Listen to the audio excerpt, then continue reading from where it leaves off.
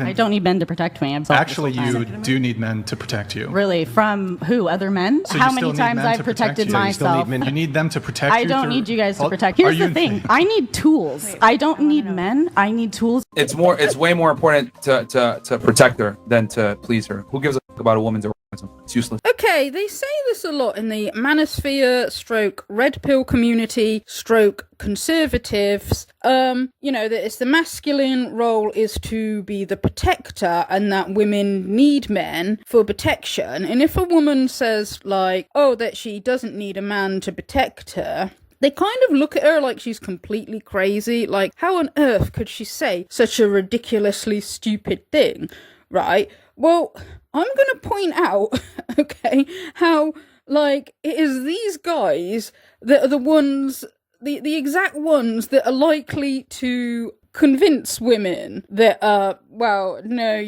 you can't rely on a man to, protect you. That's not what they do.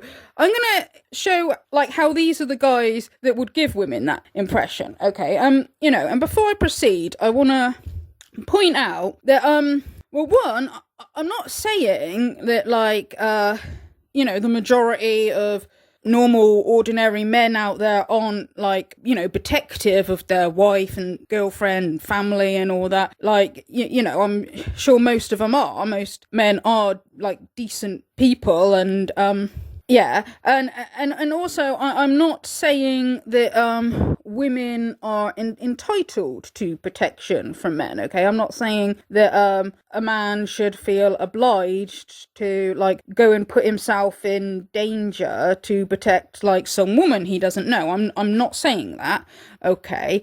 What I'm saying is I take a slight issue with these manosphere guys going on about how they're the protectors and acting like women are really silly, if they say that they don't need a man to protect them or they don't think that you can rely on men to protect them. I take slight issue when it's coming from them because they're the ones that are likely to give women this impression, right?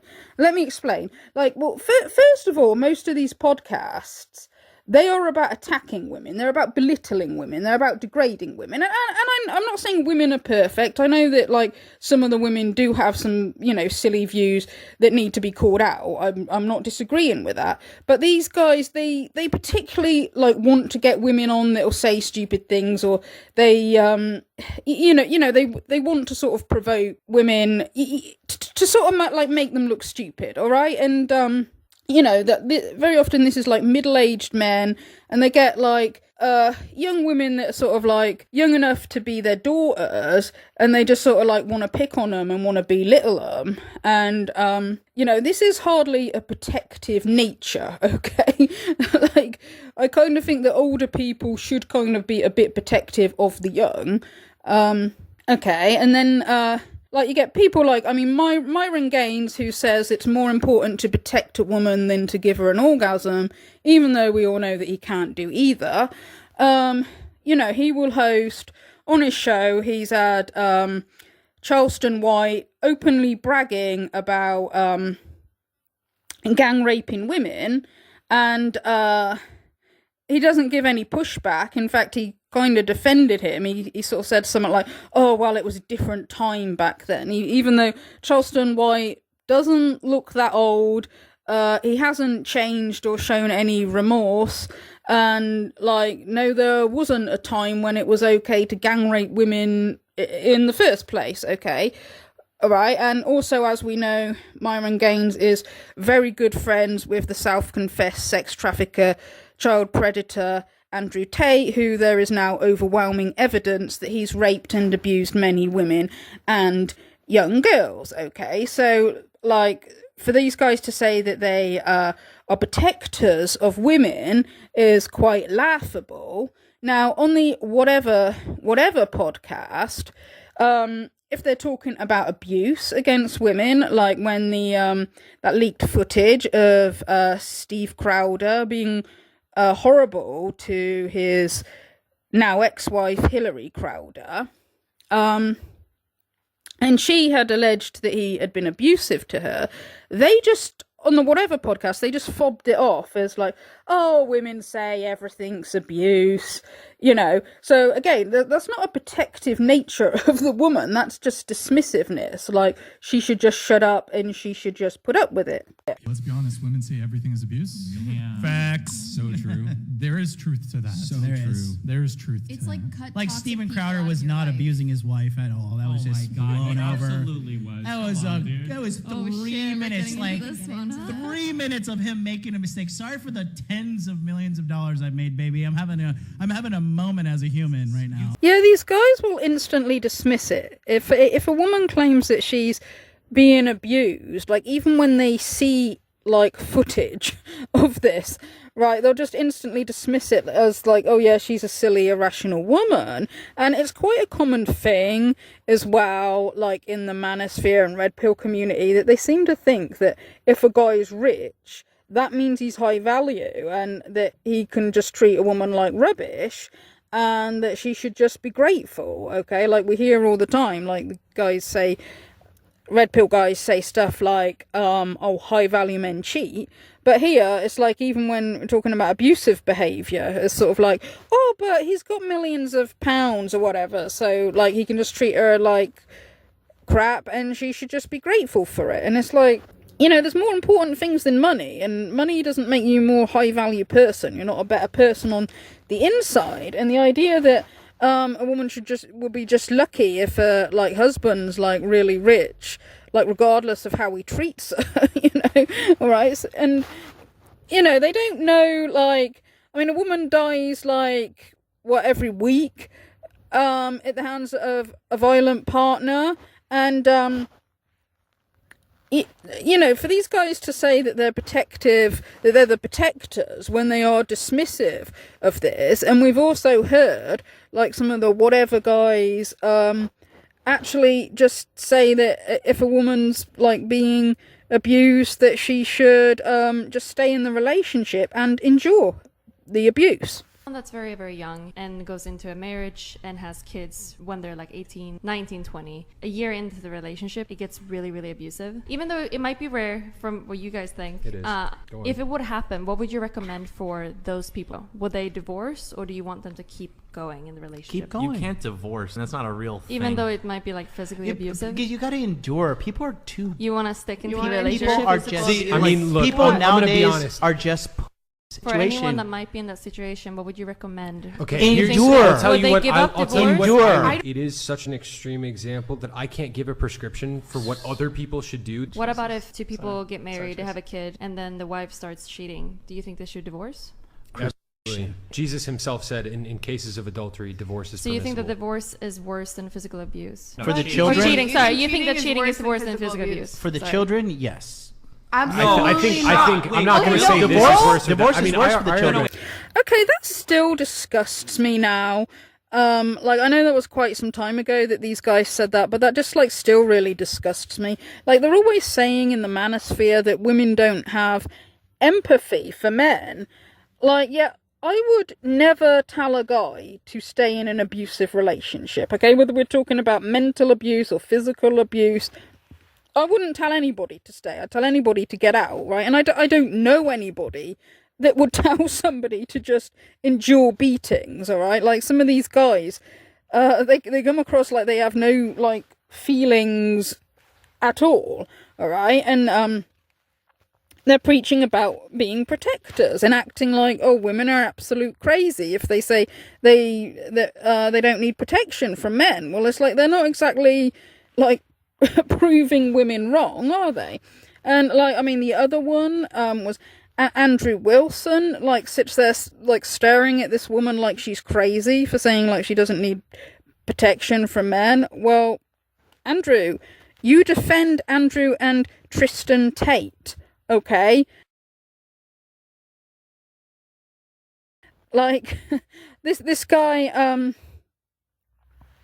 I think he knows, like, I think virtually all of them know in the manosphere that Andrew has openly admitted using the Loverboy method to traffic women and underage girls. Like, I'm sure, like, most of them have heard the self-snitching videos, right? You know, and the tape recording of like Andrew admitting to strangling women, okay? You know, there's speculation that there might be a Tate list, you know, the same way that there might be an Epstein list, there might be a Tate list, and it's possible that some guys who defend the Tates might have actually used the Tate services. Now, this is just speculation, like, you know, I've seen no evidence of this or anything, but I do think if people are gonna go out of their way to protect traffickers, then people have a right to speculate why, okay? Are they being paid a lot of money? Is there some blackmail that the Tates have on them? You know, I think people have a right to sort of ask these questions. But again, to say, oh, we're the protectors of women, when these guys will, you know, protect like the most dangerous abusive guys, because here in the West, like, you know, if you're to protect women, what are you protecting them from? Like, the greatest danger to women would be like abusive men, would be rapists, would be traffickers, and these guys are a very small minority.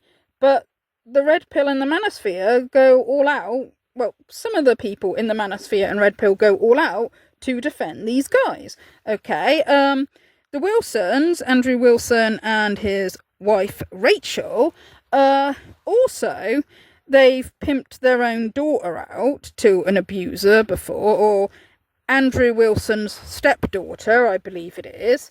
Brittany Venti has done videos on this, okay, so I can link some of her videos down below, in case anybody hasn't seen them. You know, she's talked about this, about how they basically advertised their daughter online as a good woman for being a virgin, which, like, advertising your daughter like that is basically kind of asking for an abuser, really. I mean, it's like, you know, there's nothing wrong with people wanting to, like, wait till they get married before having sex or anything, but I mean, like, you know, just sort of, like, almost like selling their daughter like she's cattle or something. Like, I mean, what kind of creep is going to take them up on that offer, okay? So, yeah, they can't even protect their own family. Andrew Wilson is not even protective of his own family, alright? This was his stepdaughter, okay? That he and his wife basically handed over to an abusive guy. Right, now, Andrew Wilson has tweeted out stuff like this before, where he says, oh, if us men are meant to be protecting women from the bad men, why don't women protect us from the bad women? It's like, well, okay, first of all, you don't protect women from the bad men, because, as I've already stated, you defend the bad men, okay, not the women. Alright, but as for saying protect men from bad women, now, what do you think would be, like, a very bad woman? What do you think would be the worst kind of woman that men would need protecting from? Okay, would it be the kind of woman that would use the family courts to try and stop a father from seeing his child? Would that be considered a very bad, maybe even evil woman? Alright? Because that is precisely what Andrew Wilson's wife, Rachel, has done before. According to Brittany Venti and Tree of Logic. Having a wife with 3 baby daddies, and yelling at all these other girls how they're the hoes. Meanwhile, you had to paternity test your own wife, and you didn't marry her until you got that paternity test after she had your baby. You guys are lying about how long you've been together, the tweets mismatching with a bunch of different, we've been together this many years, that many years, and it's always changing. You look at the dates when she's talking about when she got married versus when she got pregnant and had her kid. Yeah, with him, his one kid or whatever. And, like, not to mention, by the way, in the court documents, Rachel, which is, you want to go fact check me, go watch Tree of Logic's video where she puts the timeline of Andrew Wilson and his sloppy wife, okay? And Rachel tried to take, these red pill manosphere guys, what's one of their biggest talking points? Oh, the women take away the children from the guys, right? They don't look into it. They don't see that most of the time the men don't even fight for the kids. But that aside, right? That aside, of course you want the kids to go to the best parent. I think we can all agree with that, right? If the father's better suited, so be it. With that said, these red pill guys, that's one of their biggest talking points, or at least it was when I last was around, right? Like, they want, how dare these women divorce them and take the kids, right? Rachel literally did that to one of her baby daddies. The baby daddy was fighting for the kid. The same kid who ended up dying because Rachel let the kid hang around with a juvenile delinquent. That they were on break from playing, and then she let him go anyway afterwards, knowing this, and the kid died in a car accident with this juvenile delinquent. Kid would still be alive today if the dad got custody of the kid, by the way. You guys might think I'm being cruel, but I'm telling you the truth. I'm telling you the facts. She is over here fighting for custody, getting like these court orders dismissed and whatever, like off and on, because she's saying whatever to try to get the kid. She's literally doing what all these women do that the red pill hates so much. Like, how can these women take away the kid? How can they fight for it in court and blah, blah, blah. You go through the court documents, and she literally did that. She tried to take the kid away. The dad wanted the kid, fought for the kid. She tried to file paperwork to make it so the dad couldn't see the kid. Why is that? If they're so trad and red pill, why is that, guys? Something to think about, isn't it? Okay, so just how many skeletons do the Wilsons have in their closet, when they sit there on the whatever podcast and talk about how other women are terrible people, okay? I mean, first of all, the fact that Rachel Wilson has got 5 children by 3 different fathers, I mean, that alone, the manosphere would already discredit a woman like that. I mean, Andrew Wilson, if he was talking to another woman on the whatever podcast and she said she had 5 children with 3 different dads, he would tear into her because of that, right? If a man said that he married a single mother with that many children to different fathers, the manosphere would go nuts about it. They'd be calling him a simp, and I'm not wrong there, am I? And then, especially, like, using the courts to keep a father away from his kids, that is considered evil, alright? Now, Rachel Wilson has made the claim that that guy was abusive and dangerous, and that's why she had to fight for custody of the kids. Tree of Logic doesn't believe Rachel Wilson. She thinks that Rachel Wilson is making that up. I wouldn't know, but what I do know is that normally if a woman claims that she's been abused by a man, the manosphere says, like, oh, well, we shouldn't just #believe all women, and even if they did believe a woman, they straight away say that it's her fault for choosing a bad man. Okay, so whichever way you look at it, Rachel Wilson's CV doesn't look very good, does it? Because either, best case scenario, she's had 5 kids, 3 different fathers, and one of them was an abuser, which so bad apparently that she needs to keep him away from the kids, which would suggest that she's a very bad judge of character. That's best case scenario, but worst case scenario would be that she is the toxic parent, and she pimped her daughter, as I already said, off to some groiper who was abusive and dangerous to her, and then stopped a good father from seeing his kid, if she is the toxic one. Either, whichever way you look at it, like, her CV is not very good, yet, like, she will sit there and judge other women, and guys in the manosphere will see her as the good woman just because she slags off other women when she's Everything that they complain about in women is like basically what she is. Okay, so getting back to the original point,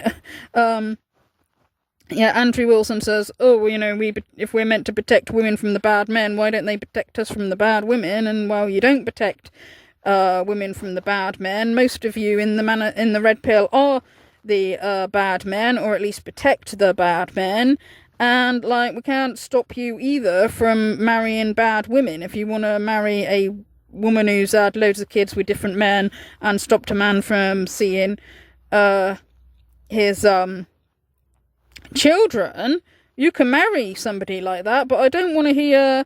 I'm not taking like either Andrew Wilson or his wife seriously when they sit there in judgment of other women and other men who marry single mothers. Okay, it's just more of the hypocrisy you get from the manosphere.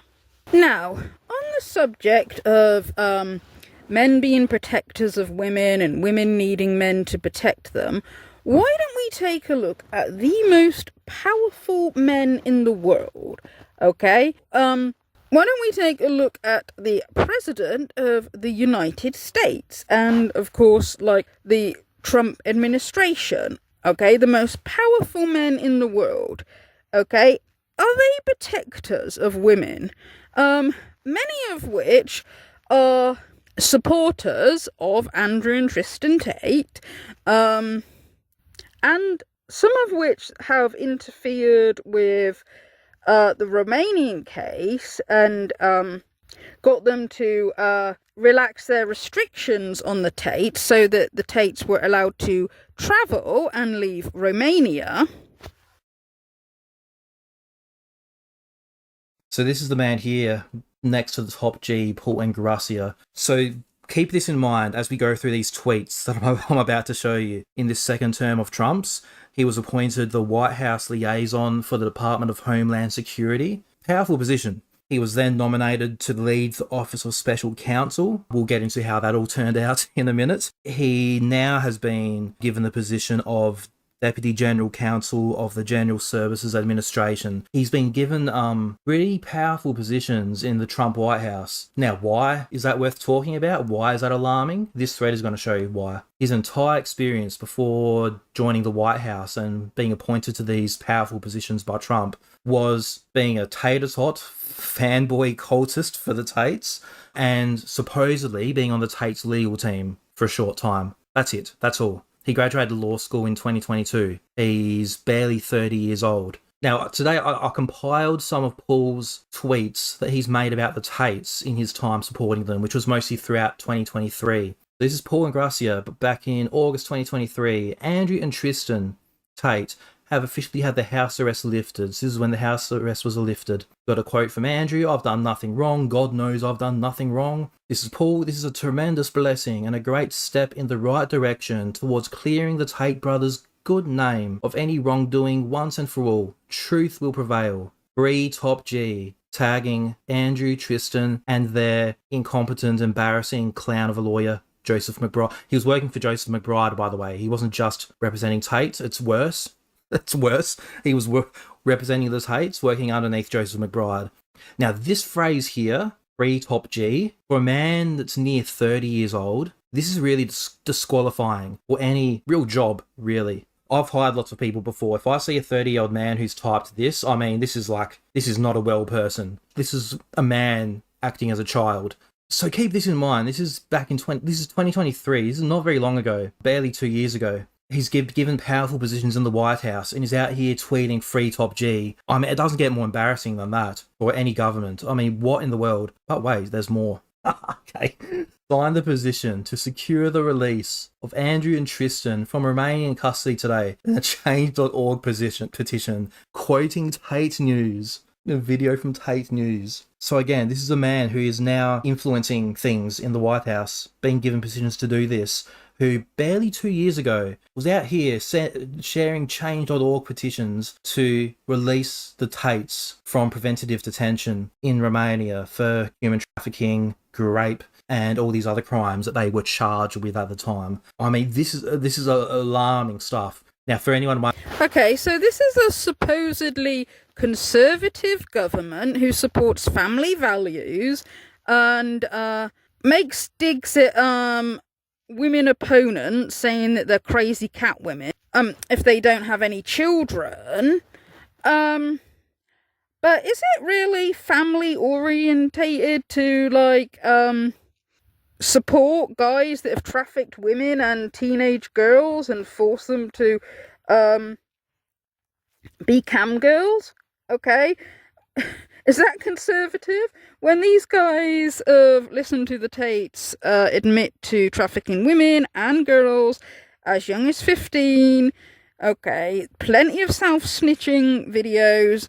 I'm sure most of Tate fans have seen at least some of them. Are there instincts to protect women? No. Okay, and not even girls, not even children, all right? These supposedly conservatives, men and women, the ones that support the Tates, don't even have an instinct to protect children, okay? It's also looking more and more like Donald Trump and some of his administration team were likely to be on the Epstein list, okay? We don't know that, but it is looking very likely that some of them were. Again, is this protective of women, of underage girls? There's some letter that kind of looks like it's wrote by Donald Trump to Epstein, talking about like how they have to keep secrets or something, and he's wrote it in a drawing of a woman's body. Yet Donald Trump claims that he didn't do it. He claims it's a fake. I don't do drawings of women, that I can tell you. They say there's a drawing of a woman, and I don't do drawings of women. And also, you know, Epstein was always a very controversial guy. I was at a very high position, you know, pretty much all my life. In all fairness, I've been doing this for a long time. I had the top show on television. I had the #1 bestsellers. I had everything, right? And I was a very successful business guy. He was a very controversial. Who would do a controversial drawing? Now, whether Donald Trump's telling the truth there or not, don't know, okay? But it's just kind of looking more and more like a fair few of them are likely to be on that Epstein list, okay? Or at least if he's not, you would think that he'd just release the Epstein list just to show everybody that he's not on there, okay? Also, I mean, there have been allegations of sexual assault made of Donald Trump from women.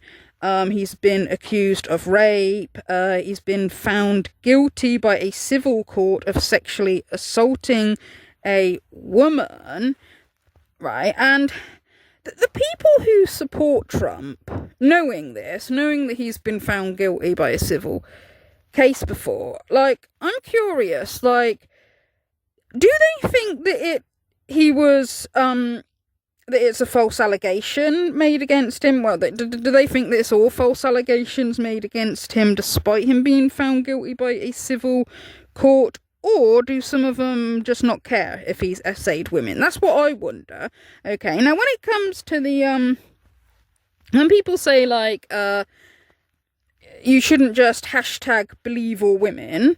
Okay, I know, I get where they're coming from, although the hashtag is actually hashtag believe women, not believe all women. But, you know, regardless, right? I understand why people take issue with that, because the worry they have is, like, if you say that you're going to always believe a woman when she claims that she's a victim of SA or a victim of abuse or anything, if you always believe her, then that means that, like, you've automatically decided that the man's guilty, you know, before, like, it's even been proven, okay? So I understand why people take issue with that.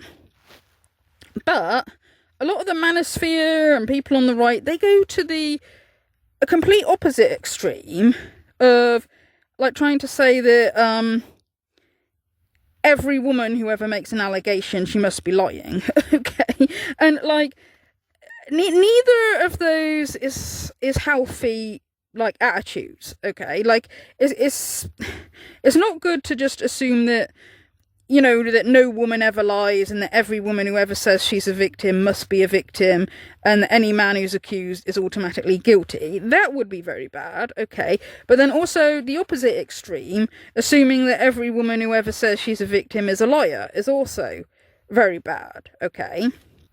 You know, the thing is that there's crazy people out there, okay. There's people that will abuse, there's people that will commit SA, and there's also people that will lie and say that they're victims when they're not, okay. There's crazy people on both sides, all right. And you know, when it comes to, say, like allegations made against Donald Trump, it's like, well, I hope they are false allegations. And when I say that, I don't mean that I hope that people are nasty enough to lie about him. I just mean that, like, you know, I don't really want to believe that the president has done stuff like that. However, like, when there's lots of allegations, when, you know, he's been found guilty by a civil court, when it's looking more and more like he's on the Epstein list, when he and his family and a lot of the administration support Andrew Tate, despite Andrew Tate's self-snitching, it's like, it looks to me just like, I'm sad to say, that it's predators defending predators. That's how it looks, okay? And it looks to me like the manosphere and the red pill community, the kind of men that they look up to, are guys that have very sleazy opinions of women, okay? And, you know, and I get that, like, I mean, people on the right complain about, you know, everything being too PC and everybody being too easily offended by stuff nowadays, which, yeah, there's an element of truth. But then it is also true that, like, Mr. Grab Them by the Pussy is actually, you know, looking like he's an actual sleaze. And, you know, when somebody's the president, like, maybe they should be setting a good example and not just, like, oh, but he speaks to the red pill because, you know, he comes across as a misogynist. And Andrew Tate speaks to the red pill because he comes across as a misogynist, and this is what they like in a man because they're so mad at women. It's like, well, these are actual abusers, you know, the Tates, Epstein, and if any of the Trump, if Donald Trump or any of the Trump administration have been, like, sleeping with underage girls, I don't want to hear any, like, defense of that because it's freaking disgusting, okay? And so for these manosphere guys to sit here and be like, oh, how women need us for our protection, when they don't have a protective bone in their body. Well, yeah, they do, but it's protection for the abusers, okay? And once again, I am not saying that women are entitled to men's protection, right? But what I am saying is that if you will protect somebody who's an abuser, who's a rapist, who's preyed on underage girls, Andrew Tate's accused of anally and orally raping a 15-year-old girl and strangling her till she's unconscious, just the same way he's accused of raping lots of women, and strangling them till they're unconscious, okay? Anybody defending that is like, yeah, I think you're actual scum, okay? Not saying that women are entitled to protection from men, but I'm saying if you're going to protect that, if you're going to look up to that, if you're going to say that's a good role model for men, then I think you're actual scum. And, well, that, you know, that's it, okay? I don't want to hear these guys harping on about, like, we're the protectors of women and women need us. It's like, no, women don't need misogynistic guys like that, okay? But yeah, one group of people, though, that I do think that everybody is entitled to protection from, okay, people who I do think that everybody is entitled to protection from, is the police force, okay?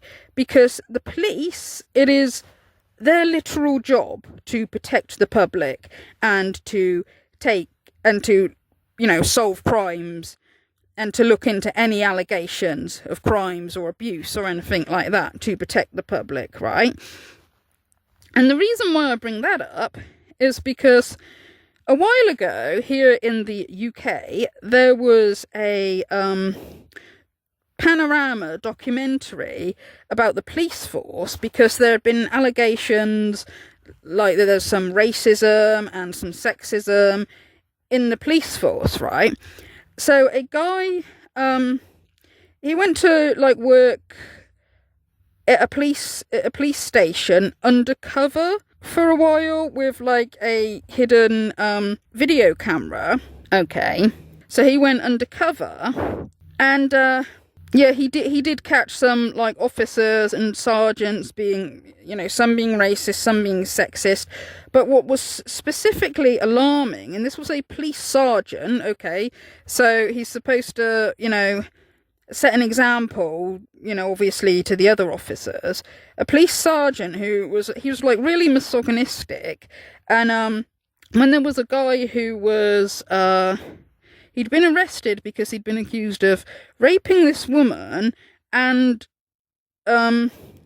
assaulting her and trying to kill her unborn baby, like she's pregnant, and he tried to allegedly kill her unborn baby, and the sergeant like let him go.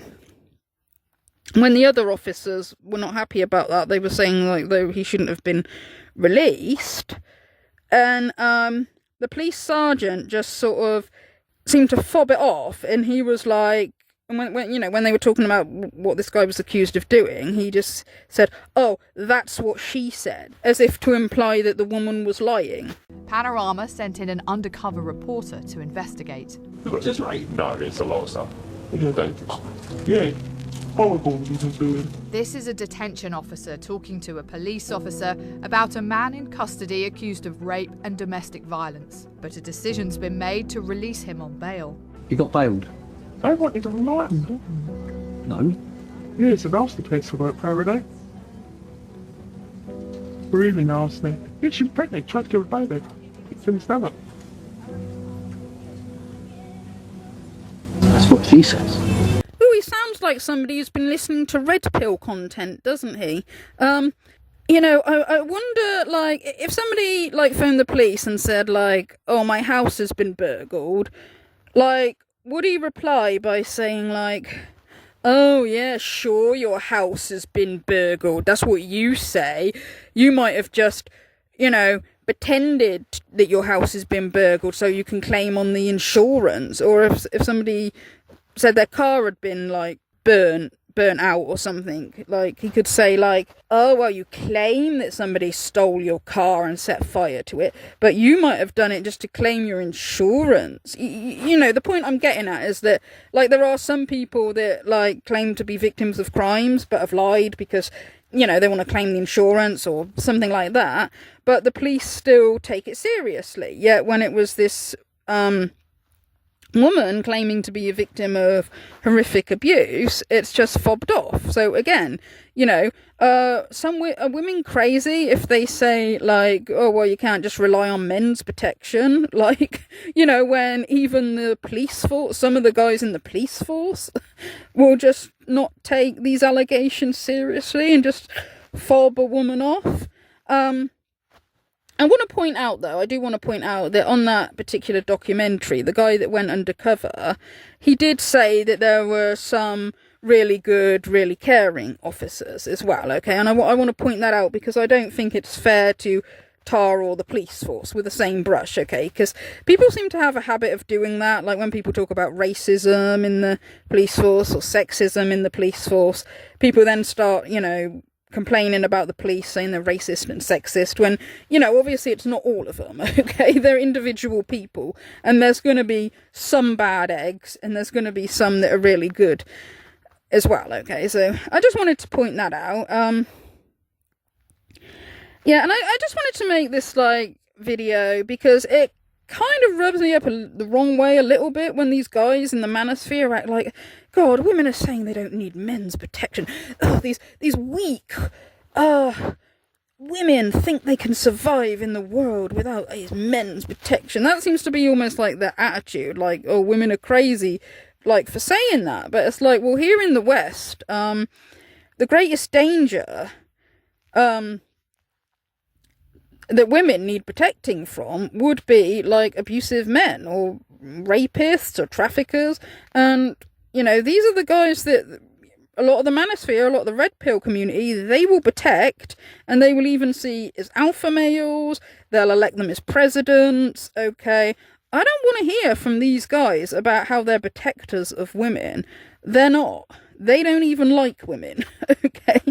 There's also one time when Andrew Tate went on the Hodge Twins podcast, and he sat there and like admitted to like abusing his girlfriend, and sort of like, you know, was talking as if it's perfectly normal for men to abuse their girlfriends. And these two guys just sit there and just nod along and agree with him, like the pair of brain-dead idiots that they are. And again, these are conservatives, you know, the same people that claim to be about family, claim to be, you know, morally superior to those on the left, claim that it's the masculine role to be a protector, and they're just full of absolute rubbish. To something everyone at home understands. Let's apply it to our relationship. Something everyone at home understands. You're a man, you're with a woman. You're cheating on your woman. You try and hide it. At first, you try and deceive. Eventually, you get caught, and you just start telling her straight, yep, I'm cheating on you. If she continues to be a problem, and you're never going to break up, the only step left from that is for you to continue doing it and use force. That's when you start hitting her and being abusive. So we're now at a stage now in society where they're going to continue to do whatever the they want. They're going to do it right open in front of us. And if we're too much of a problem, they're going to do what they did to me. They're going to attack you. Also, there was one time on the Whatever podcast where they were trying to make the argument that women should bow to their husband or boyfriend when he comes home, right?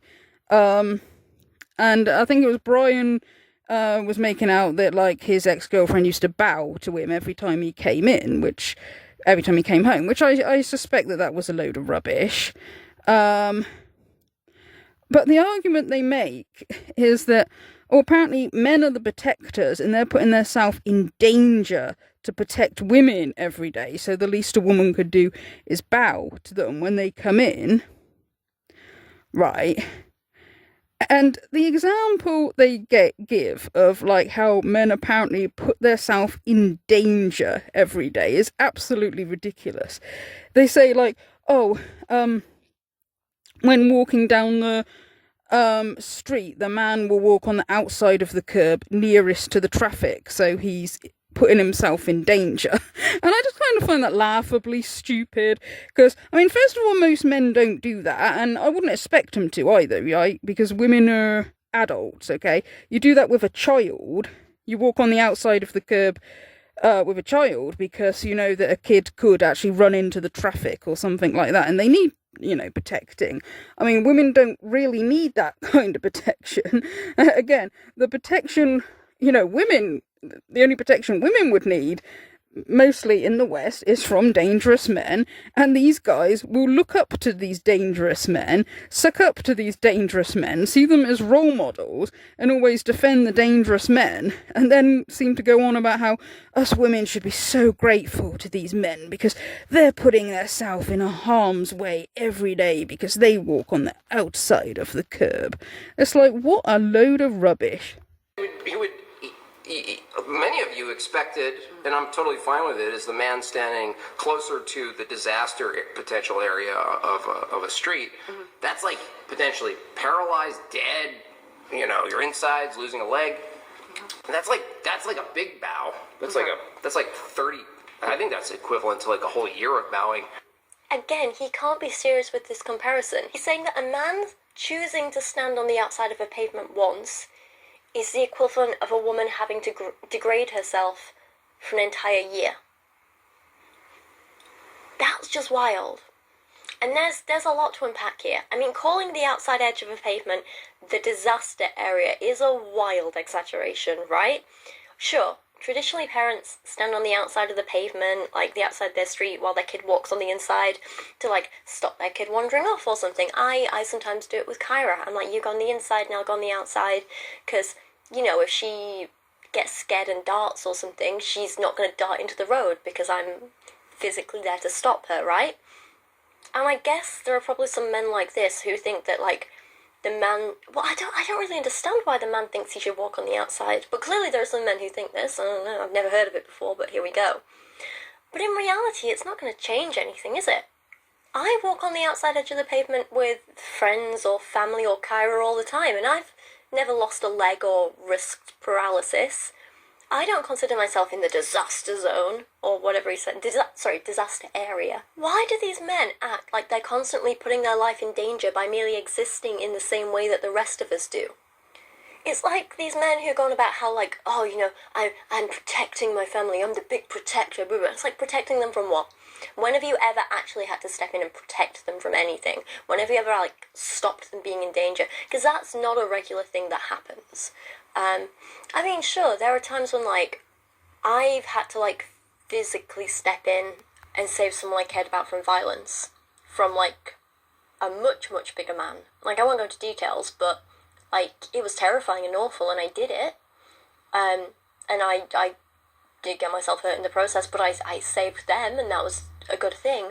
But again, I think that's just something you do for the people you care about, but it's also not a regular occurrence. It's not like a man is having to leave the house every day and, like, fight off hordes of zombies to make sure his wife can live another day, you know, and that's how a lot of these men make it out to be. And it's just, I don't know, I just think they have these, like, it's almost like delusions of grandeur, where they're like, I'm putting myself in the disaster area, I'm protecting women every day, I'm risking my life. And I'm like, you're not. You're walking down the street. I do it all the time. Calm down.